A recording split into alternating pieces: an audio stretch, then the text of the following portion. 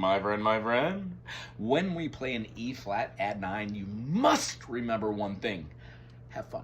If you like this channel, please subscribe, put something cool in the comment section, and I don't know, become a music man.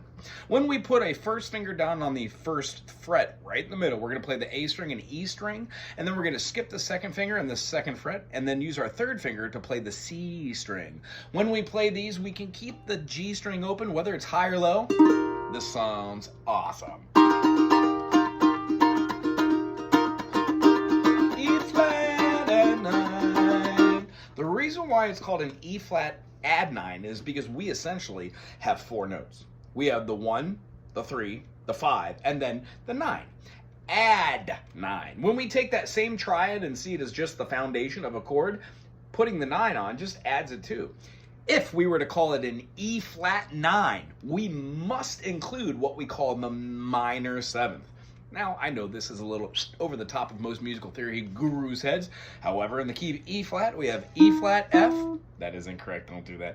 E flat F, G, A flat, B flat, C, D, and E flat. Therefore, when we're going through 1, 2, 3, 4, 5, 6, 7, 1, these 7 diatonic notes give us the structure of each triad that follows suit. When we do 1, 2, 3, 4, 5, 6, 7, 1, that's 8. So 9 would simply just go up another octave and add that note.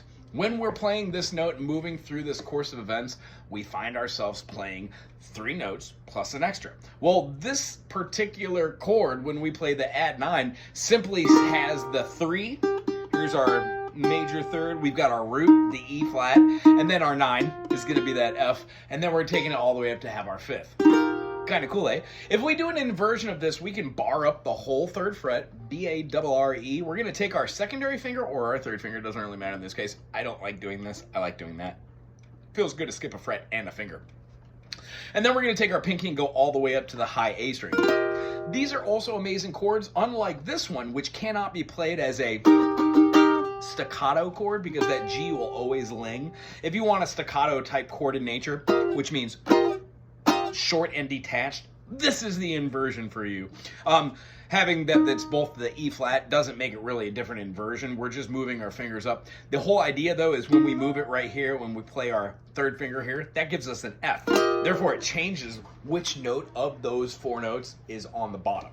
Our next chord that we're going to be playing is the same, except it's fun and funky for those fingers. Put a 1st finger, 2nd finger, 3rd finger on the 6, 7, 8 descending, and then put your pinky all the way up top so we can achieve the pinky on the 8th fret.